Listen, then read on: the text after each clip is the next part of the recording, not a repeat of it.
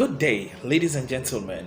You're welcome to another interesting episode of this choral music series. Don't forget that this series is themed towards perfectionism in choral music performances, and I'm so glad that you are here with me today. This is the 10th episode, and I welcome you on board once again. Today we will continue our discussion from where we stopped last week. Don't forget that we were discussing how to plan and prepare for choral auditions as a music director and as a choir in general. And we discussed at length. Do not also forget that I divided them into three parts of the pre-audition, the audition itself, and the post-audition processes. So today we will be talking about the audition process itself. What are the things we need to do during the audition?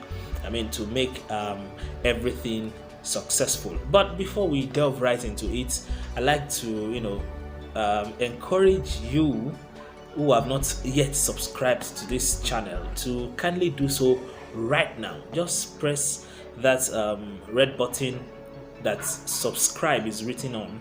Just press it and then press the bell beside it so that you will be the first to always know when we post a new video. Share this video with your friends, your choristers, your music directors, and with all those who you know and you believe are interested in choral music performances. Thank you very much.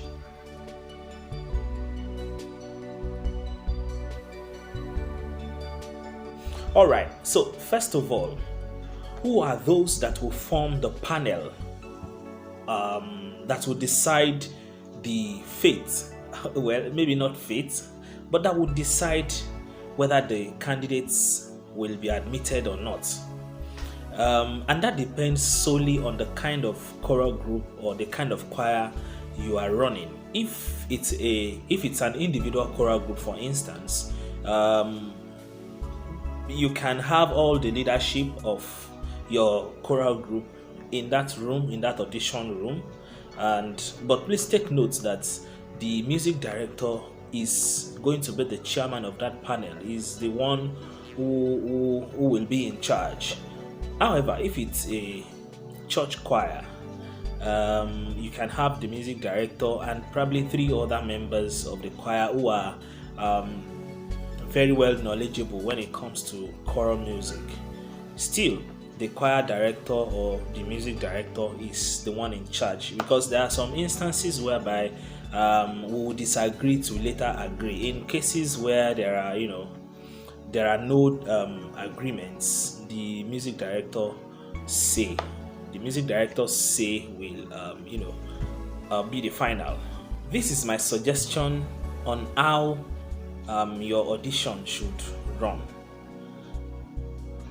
First of all, when you come in whatever time of the day that you have picked for the audition, make sure that an attendance register is opened just outside the main entrance, so that as the candidates come in, they register their names and the time of arrival.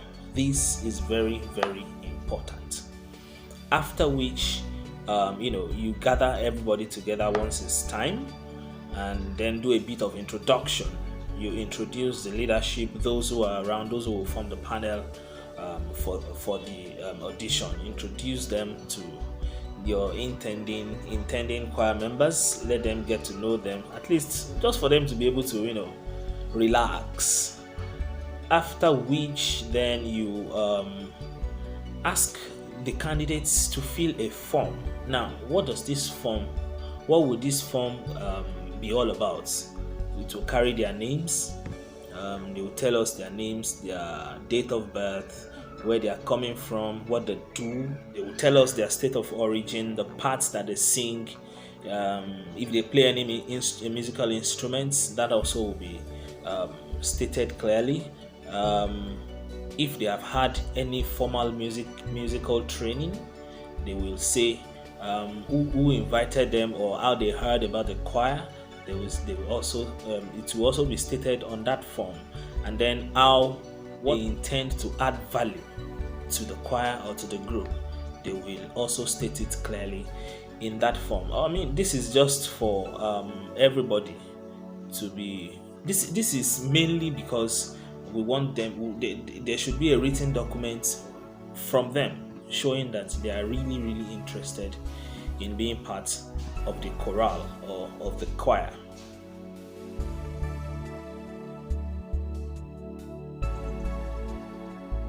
For the audition proper, let it be stated clearly. In your adverts or in whatever you've sent out before, that they will sing only one song, but they can come prepared with 2 songs. So they will sing just one song in the space of 2-3 minutes. They must be done. Maximum of 3 minutes. They must be done. As they perform, the panel will take notes, make comments about each of the performances. Then it is also very important that after their comments being made on a sheet of paper given to them, let them make a tentative verdict, just in the form of yes, no, or maybe. All right, because at times it is possible that after the audition of the candidates, we may tend to forget what this person has done, what this person has done. So by writing yes, no, or maybe, it will help us to know, their stand before we make the final verdict.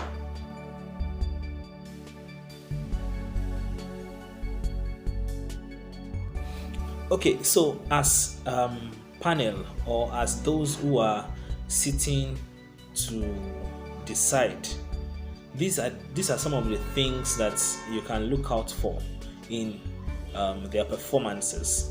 This doesn't mean that it is a straight take theory. It's not just as I'm saying it. These are just my own suggestions. These are things that I've tried in the past, and I'm just making suggestions. So you can either take them or add to them. All right, so the first thing here is stage presence. Stage presence. If you have not seen our discourse on stage presence, then you have to see it. You have to see it. Just click the link here and then you will see it immediately.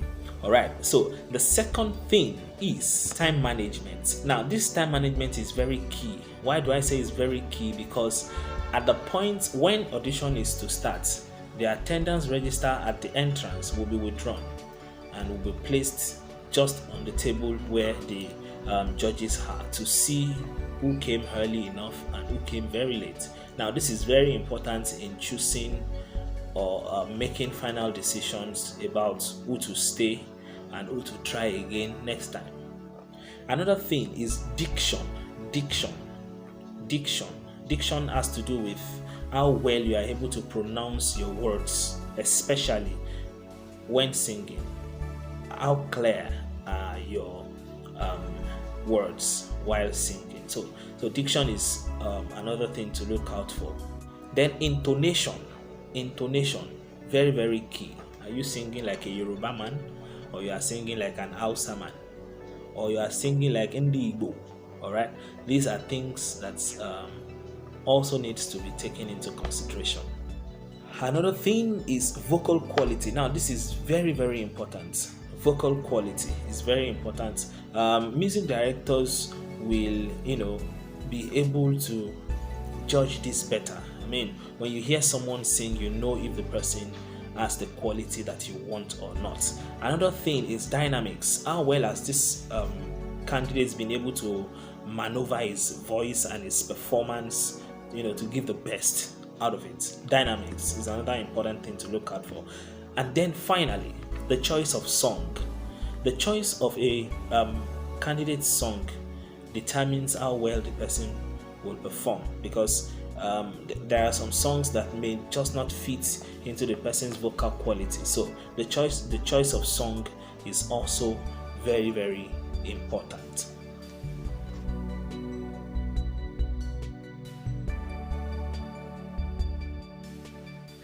All right, so these are the things to do during audition. So by the grace of God, next week we will conclude this episode. We'll conclude this topic by highlighting the things to do after audition. There are a lot of things to do even after audition. That's post audition, and one of the things to do is announcing the results and making them know whether they will try again or they have been fully admitted into the group. So please join me again next week, 6 p.m. Nigerian time, and let's do this discussion together. Thank you very much for being part of this episode today. I hope that you have learned something. You can use this as templates for your auditions in future. I'd be glad to share with you more. If you need anything, you can reach out to me on Facebook, you can reach out to me on YouTube here, you can reach out to me on Instagram, and you can reach out to me also on WhatsApp. So this is Samson Oladosu EBE telling you to have a lovely day.